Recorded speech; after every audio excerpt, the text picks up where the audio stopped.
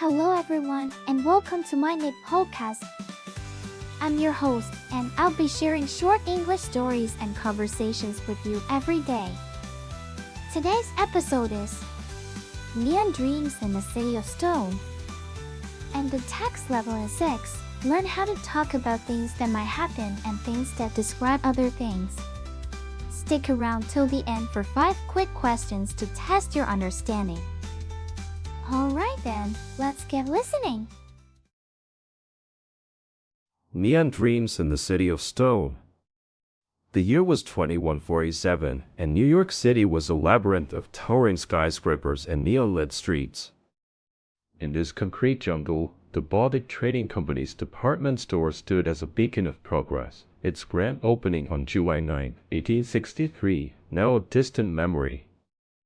I stepped out of the rain into the cool air-conditioned interior, my eyes scanning the bustling floors for any sign of the elusive Älāraväx.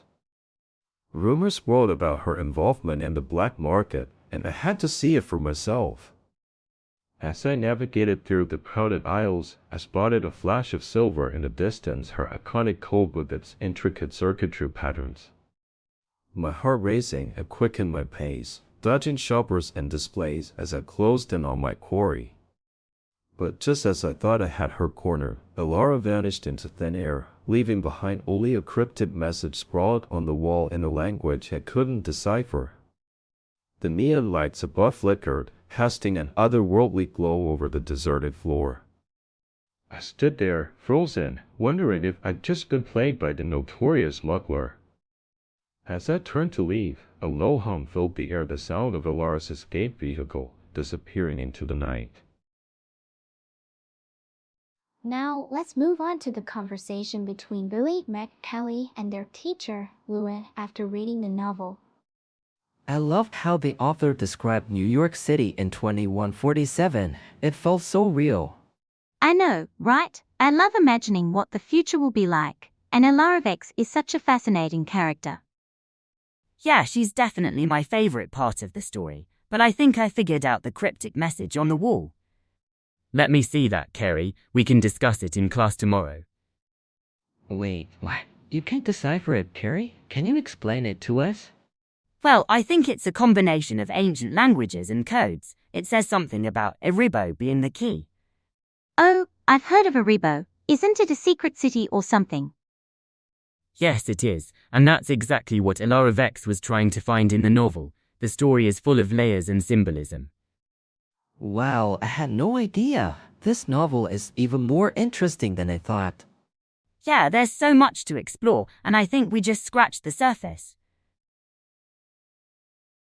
Now, let's test your understanding of the novel and the dialogue with 5 questions. Question 1. In what year was the grand opening of the Baltic Trading Company's department store? A. 1863. B. 2147. C. 1912. D. 1920. E. 1935. The answer is A. 1863. Question 2. What type of coat does Älāraväx wear? A. Leather coat. B. Silver-coated coat. C. Intricate circuitry patterned coat. D. Raincoat. E. Winter coat. The answer is C. Intricate circuitry pattern coat. Question 3. Where did the neon lights flicker, casting an otherworldly glow? A. On the walls of the department store. B. On the floor of the department store. C. In the aisles of the department store. D.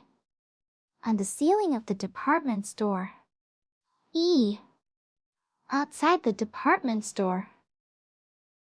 The answer is C. In the aisles of the department store. Question 4. What was scrawled on the wall in a language Carrie couldn't decipher? A. Rebo. B. Elara's message. C. The Baltic Trading Company. D. A black market advertisement. E.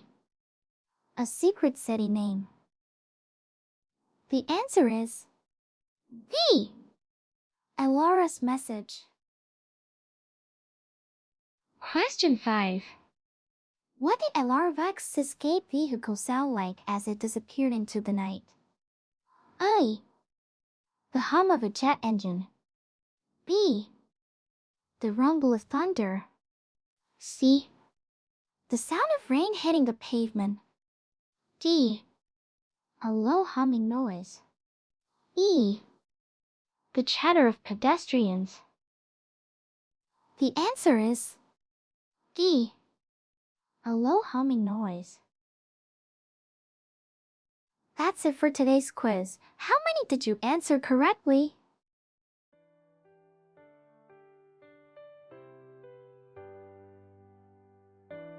Thanks for tuning in to my channel today. I hope you enjoyed the stories and conversations and found the quiz challenging yet fun. Don't forget to subscribe or follow us for more daily English learning content. Until next time, keep practicing your English and have a wonderful day.